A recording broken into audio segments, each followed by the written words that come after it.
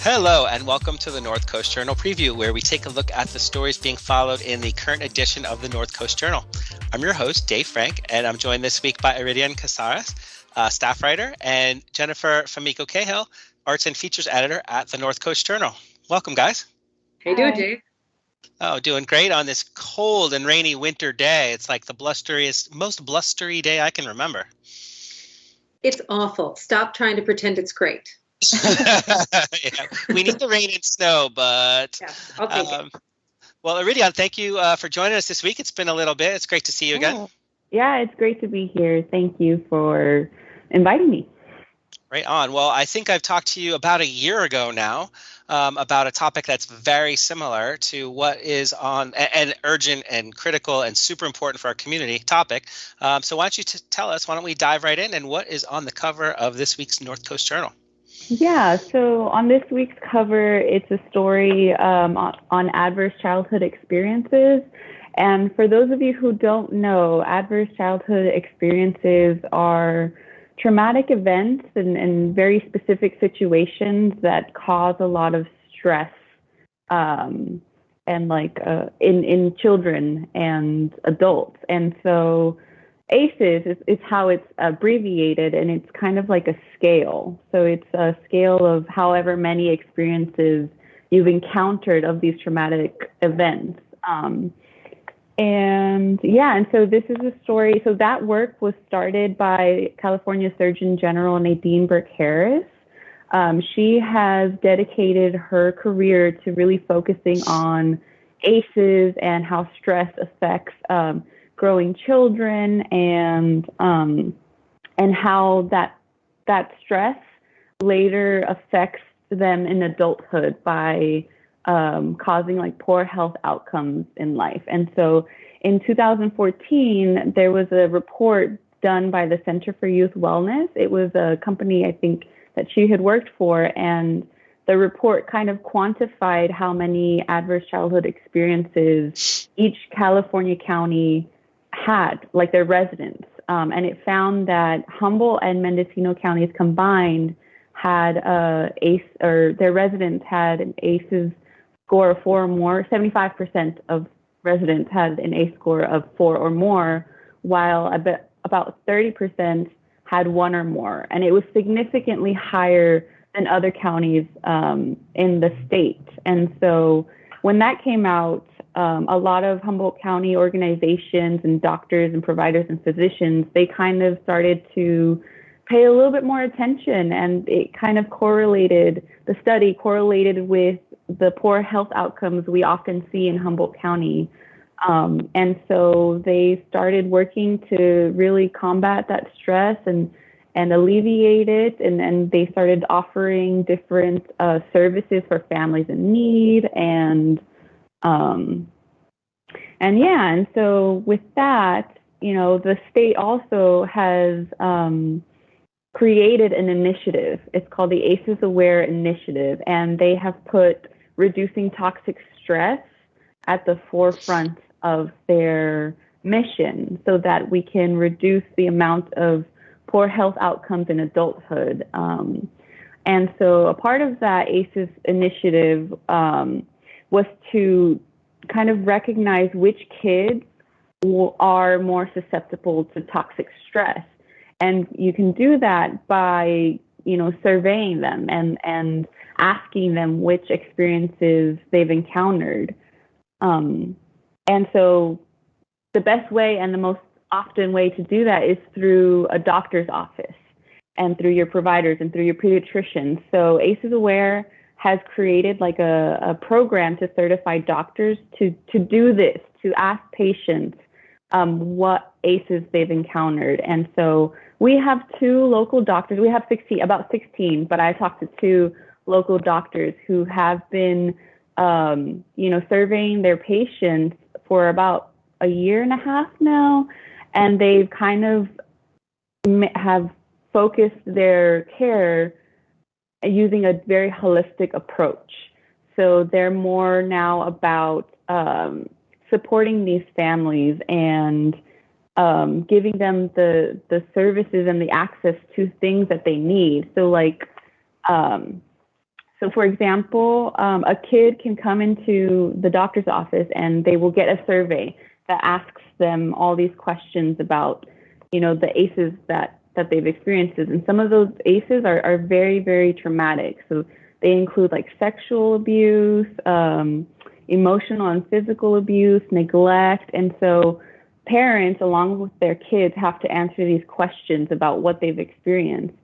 And then afterwards, the doctors and the nurses will take a look at it and kind of see what they've experienced and see how they can help them through those experiences. And if a referral calls for it, or if an ACE calls for it, they will refer them to outside resources like mental health professionals and behavioral health professionals. And so, these doctors have taken a very holistic approach to medicine now. And so they're really trying to find the root causes of certain medical issues. So, for example, if a kid comes to one of the doctors with like belly pain, the doctors will do whatever it takes to try to find what's causing that belly pain. And if there's no medical reason for it, they'll go back and look at the survey that they filled out and see what experiences they've encountered. So if a kid has, is being abused or is being neglected or is being,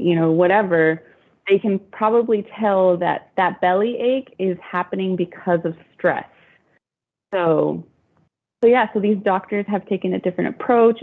One doctor, Dr. Mike Mangajas at Open Door, has even told me, and it's in the story, that he has seldom relied on medication for behavioral issues or for patients who might have ADHD. He will try his best to really focus on the stress-busting strategies that the Surgeon General, Nadine Burke-Harris, has promoted. So he will try to make sure that that kid has access to nutritious food, that the kid is getting really good sleep, that they're exercising, that they're just meeting all those requirements before really going into medication as the answer.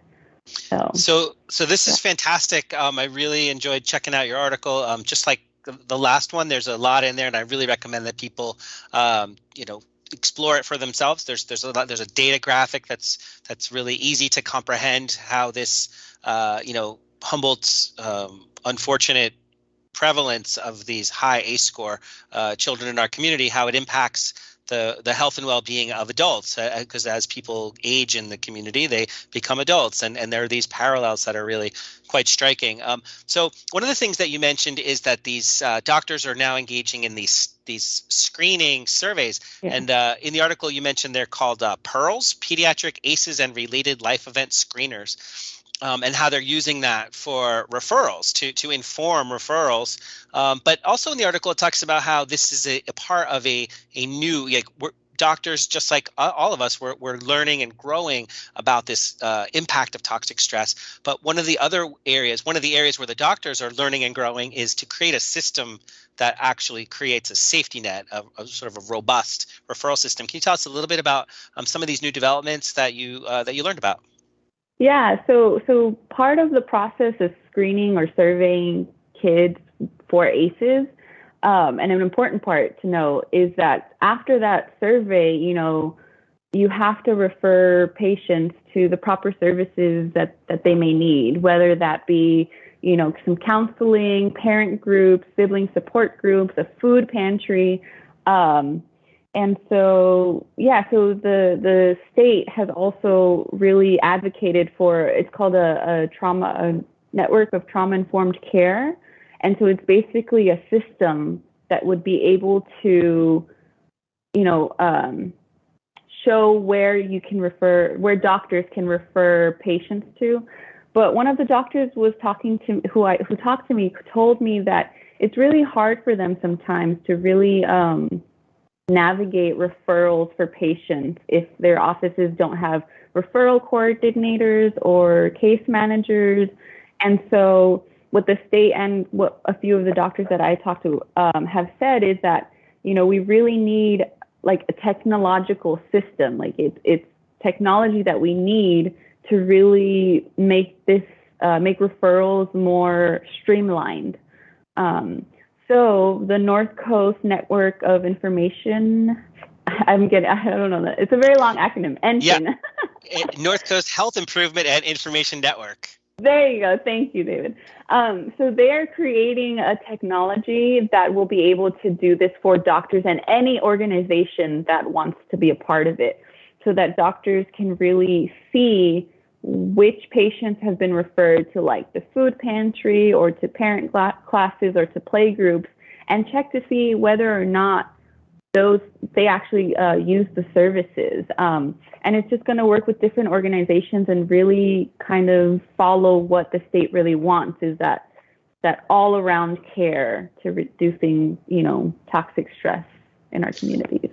I thought it was really great in your article that I think one of the doctors pointed out that the health information is very private, and they talk about how they safeguard this privacy, but also how people are voluntarily, with very little resistance, participating. They're seeing very high levels of participation because I think when people have young children, they want the best, and they want the healthiest possible family. And so I think when it comes to some of these things, and again, this is all in the article, that they really do cooperate, and so to expand that circle, one of the interesting things, I know we don't have a lot of time left, but one of the things about that network is that the doctors are really excited that you could actually have social work grad students and the master's program at HSU participate in this sort of new technology, case management, follow-up, and well-being. It all just sounds like it's really exciting and innovative.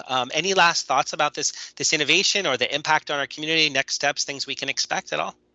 So the system, I think, is going to go live probably early next year, maybe in the middle of the year. But yeah, this whole story was kind of focused on how these two doctors really have focused their care differently now that they fully understand how stress affects the body and how toxic stress really, can lead to poor health outcomes. And so it's just amazing what they're doing. And I was very lucky to talk to them, and very lucky that they told me all about it.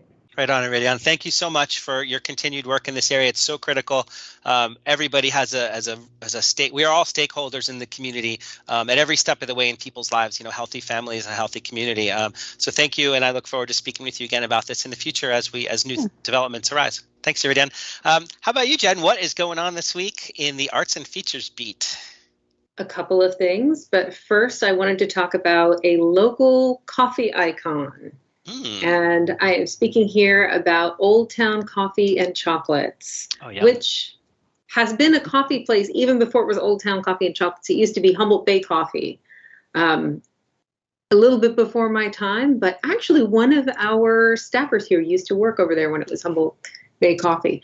But this place, don't worry, don't freak out. It's not closing. Okay. Everybody freaks out. Whenever you post something about a restaurant, they're like, are you closing? And granted, I've reported on a lot of closings, and I am sort of like the grim reaper of restaurants. But in fact, this time I am not reaching for them with my icy hand of death. This time it is for sale. If you have longed to own a cafe, in fact, an established cafe with a very strong cult following, loyal regulars, etc., Old Town Coffee and Chocolates is for sale. And I kind of got interested in it because they're such a social fixture. I talked to the current owners, that would be Gail Mentick and Kathy Kunkler, and they have been kind of owner besties for the entire 19 years that it's been here. We're coming up on 20. And it was sort of an interesting story how they got started. And it's interesting how that cafe has really become a social hub, has become, kind of a community center. But they were both working at the pulp mill. Oh, wow. Yeah. So you can see why they were like, let's find a business that smells better than this. Yeah. And so they were kind of, as Gail put it, always under the gun, thinking that this place is going to close any minute. And so they wanted to do something where they had more control. And once they found out that they were sort of hunting around, they weren't necessarily looking for a cafe, but once they found out Humble Bay Coffee was going to be selling that, cafe location, they thought to themselves, well, let's check it out. And they fell in love with the idea. They particularly fell in love with coffee, no surprise. And again, can you imagine going from the pulp mill smell to just like coffee all day? So nice.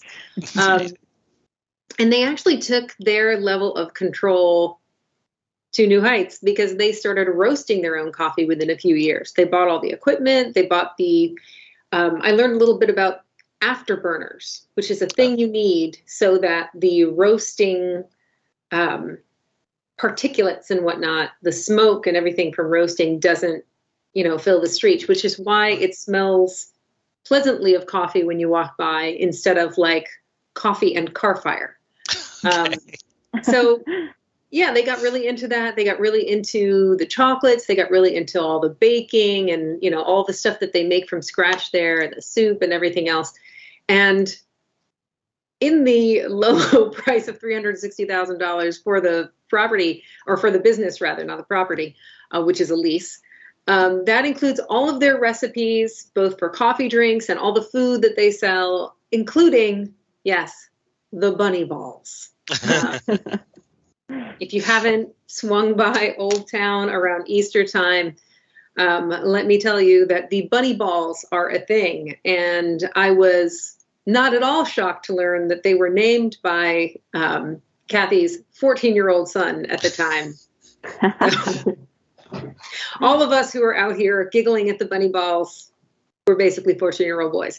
They're just fudge covered with chocolate. How can you not love it? So anyway, they started doing all this. They expanded the business. But the thing that really, I think, got them out of bed extremely early in the morning was the community that kind of sprang up there. It was already an established point, but it really grew with them.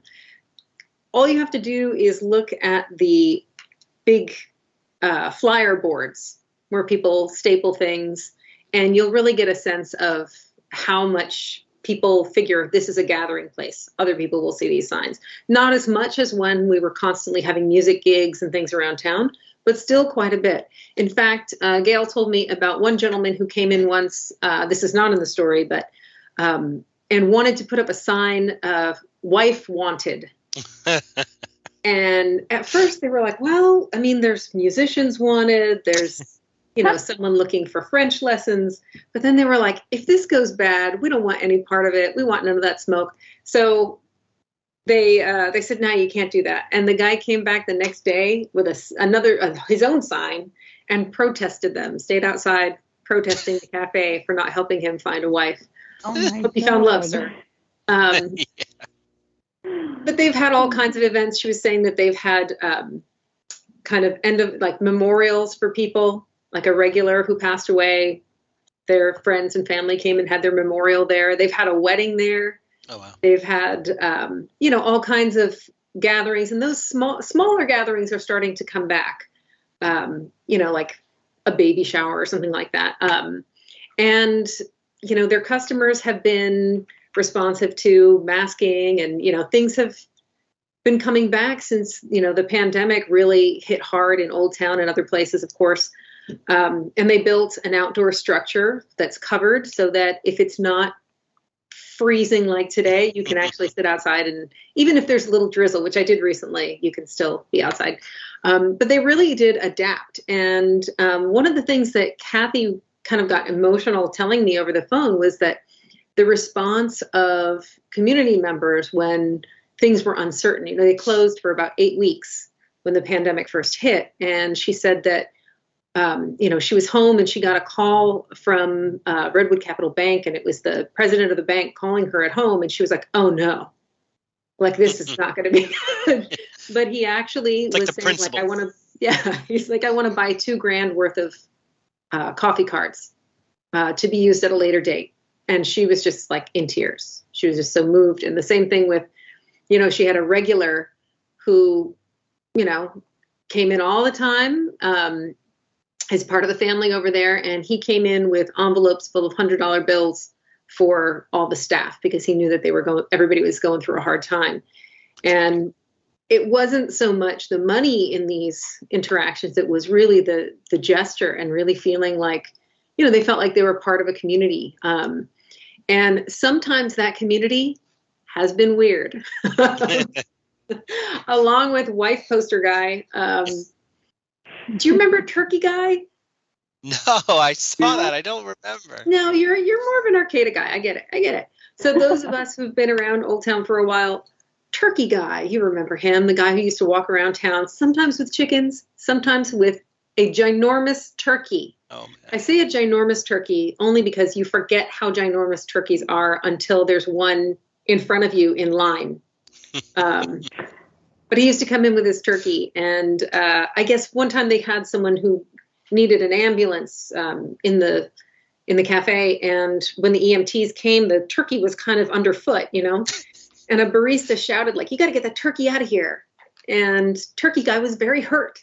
And the following day, or that night, actually, she got an email. Kathy got an email from him saying, "Listen, is it true that my turkey is no longer welcome in your establishment?" And she was just like, "Oh my gosh, only in Humboldt." Yes. And she had also, at one point, he ran in panicking. His chicken was about to lay an egg and he needed something for it to lay its egg in.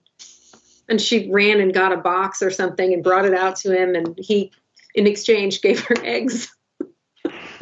So they're fixtures in the community, and it's time to wind down, apparently. Yeah, it is, because it's been a lot of years, and they're ready to retire. Oh, my goodness. So one of them, Gail Mentink, has, between her and her husband, because they've got, two families they've combined, 17 grandchildren. Whoa. 17. And then I think it was like 23 or 25 nieces and nephews. I don't remember because I blacked out after 17 grandchildren. Yes. What is holiday shopping like for them? The birthdays, you pick your favorite. Like, you all get one birthday.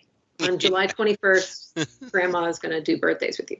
But yeah, it's been really, a joy for them. And I think the community part of it is what really struck me as an interesting evolution for the place, and whoever buys it, which includes the Henderson Center location, which is, the new spot, and as well as the wholesale coffee business, they're inheriting kind of more than a business. They're inheriting a big group of people that come with it. And, sadly not Turkey Guys, not around. But it was really fun to hear about some of their experiences over the years. And, it's such a fixture down here. And my only hope is that, it will continue on so that I can still have a place to go have my meetings with Barry Evans. I think that's where I've had every professional editor writer meeting has been over there in his office at Old Town Coffee. So it's fingers crossed. Well, I recommend, fingers crossed here too, I recommend their truffles, which are pretty amazing. Chocolate truffles are outstanding, good coffee. And it's the former Valentini's location, I believe, in Henderson Center. Is that right? Yeah, that's correct. I'm a big fan of the cookies, the peanut butter cookie and the caramel cookie. They're pretty good. Oh, my goodness. And on a cold day, too. Well, Jen, now that you've got us all hungry and jonesing for some coffee on this cold day, we've reached about the end of our time here. So thank you big time for this. We appreciate you. Happy to be here. That's going to do it for us this week on North Coast Journal Preview. North Coast Journal is available on newsstands now. Pick one up, stay informed, and also available online anytime. Iridion, thank you for joining us this week. And Jennifer, thank you. Till next time. See you next week. Time. Take care, everybody.